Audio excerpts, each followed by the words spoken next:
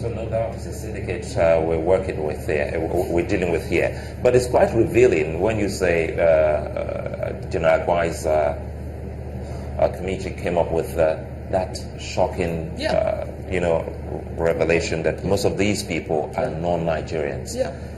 Did you speak with some of the governments, even as Kaduna State government and these other northern states? Did they have a parley with countries where these people come from? We shared the findings of the Agwai Committee report with the state that we felt was most vulnerable, which is Plateau. You know, Plateau and Kaduna are mirror images, I like to say. Here in Kaduna, we have a significant Muslim majority, okay, 70-30 Muslim Christian majority. In Plateau is the opposite, okay? In Plateau, we have a Christian majority and a Muslim minority. And this is why these two states are the hotbeds of this violence. If you look at the history, you see it's in Plateau and Kaduna that you have most of this. Plus, anyone that wants to cause trouble in the north comes to Plateau or Kaduna because you know that you have a higher chance of getting the two religions to clash if you attack Kaduna or Plateau. That's why Plateau has been target of Boko Haram, and to some extent Kaduna has been. So we shared our findings with the governor of Plateau, and he has also taken steps, implemented similar recommendations that we got from Agwai. And if you notice, Plateau has been quiet as well. We have a Northern State Governors Forum, and we've discussed that. They are all aware of what we have found, and I believe that some of the governors are doing something about it. If you notice, in most of Northwest and Northeast, this problem has gone. But it is in North Central where we have a different phenomenon, which is the clash between sedentary farmers and the itinerant Fulani herdsmen that still exists, mostly indeed in Benue and Nasarawa State. And I think that the governors are working on a solution. Frankly, as a Fulani man, I can say that, most of the criminality we are facing now in northern Nigeria is from these Fulanis that have been dislodged from their normal way of life, if you want to call it that way. And I think we have a duty to come together and find a solution, and I'm happy that the Northern State Governors Forum, under the leadership of Governor Shatima, are working on it. You're thinking of a solution already? I think there is a solution. We know the solution. We have implemented it in Kaduna, and things have been quiet. We just need to replicate it elsewhere, and also use our foreign policy networks to reach out to the presidents and community leaders in some of these countries. What are you doing? Fulanis live in Sierra Leone, in Ghana, in Mali, Senegal, Guinea. My ancestors, for instance, came from Guinea. Okay, so but these are all friendly countries. In all of these communities, you have community leaders. Fulanis have their ROs and their community leaders, and they are very hierarchical.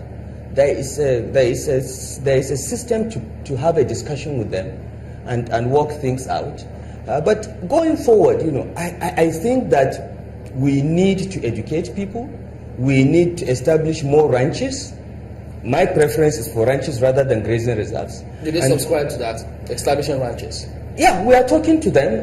The ones in Kaduna all agree that we can convert the grazing reserves that have been gazetted into ranches, providing facilities are provided.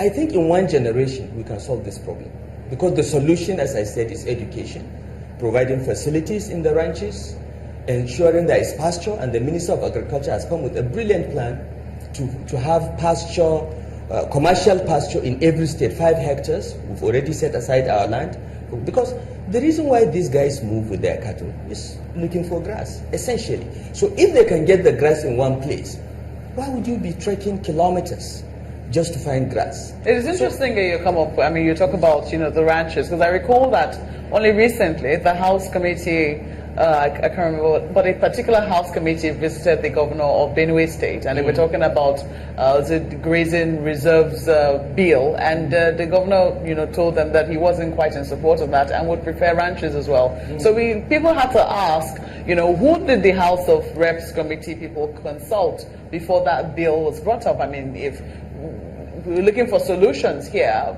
did they go around are you aware of that bill, for instance? I am aware of the bill, but you see, in Kaduna State, we already have a grazing reserves law. This is a law that is in the statute books of every northern state. Because this law was passed in the old northern region, 1963. There's a grazing reserves law that is applicable throughout the 19 northern states. And in most of the states, the grazing reserves have been identified and the cattle and stock routes are known. It's just that over time, they have been encroached upon. Now, our strategy in Kaduna is to identify all the original grazing reserves, gazette them properly, and sit with the communities and say, look, guys, the way to live in peace is to allow these ranches to exist. These are centers of commercial activity that benefit everyone, and it doesn't have to be exclusively for one ethnic group. Anyone can go and live there, but we'll provide schools, we'll provide healthcare facilities. And I believe that by the time you have a Fulani man with a degree or master's degree, he's not likely to start moving around with cattle. If there are facilities to feed the cattle, grow them, inseminate them, and trade in them. Governor Rufai, another problem here is, or worry is, we all grew up knowing Fulani herdsmen. There's hardly any community in Nigeria that you don't get to see Fulani herdsmen because of their nomadic lifestyle. How do they come about weapons that they now go about with? It's another source of concern. This is a recent phenomenon. I don't know how. I can only surmise as to how it happened. I think that over time, in those days when I was growing up, when Fulani herdsmen encroach on your farm and their cattle destroys your produce, for instance, they used to be honest enough to leave behind a sheep or a cow as compensation. Even if you're not there, they will tie it around a big tree, hoping that you will come and find why they left it behind as damage. There used to be that compact between the sedentary farmers and the herdsmen. This was the system.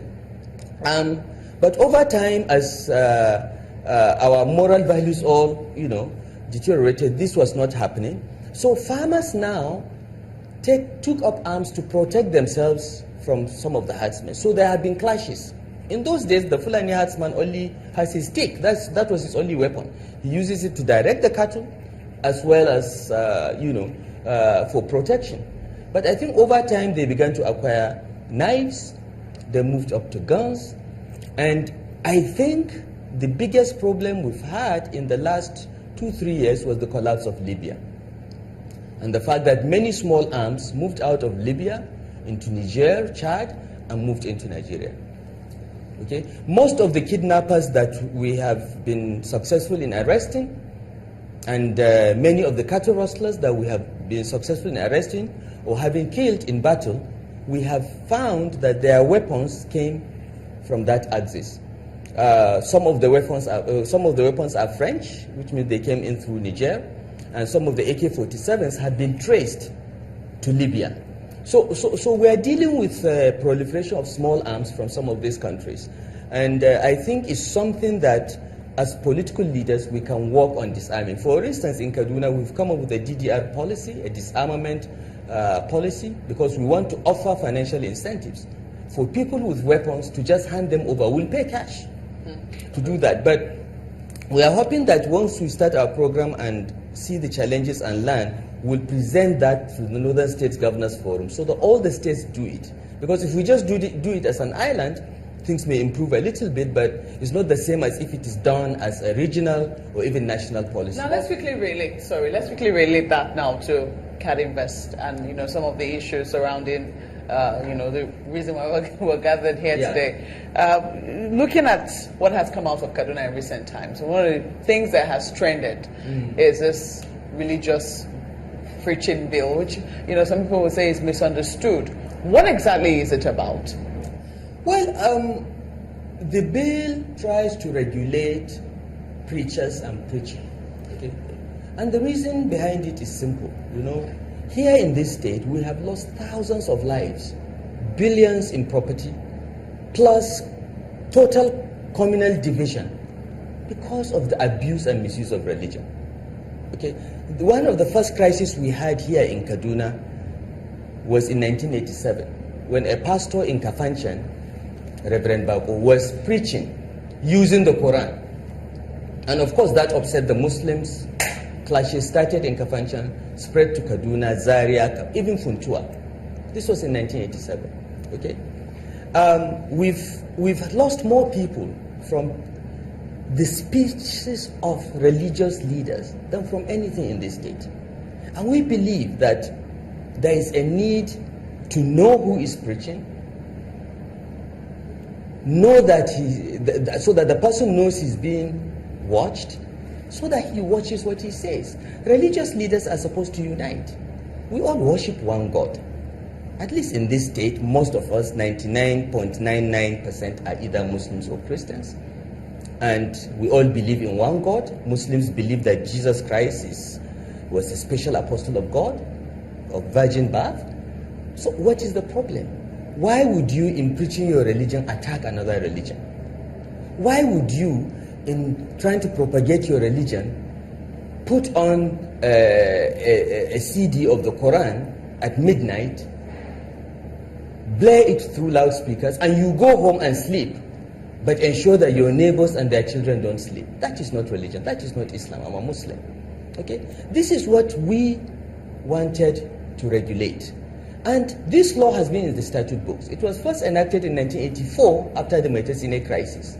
Okay? It was variously amended by various governors in reaction, in response to various crises that has happened in the state. And Nigerians should remember that we had Metasine in 1983. Why?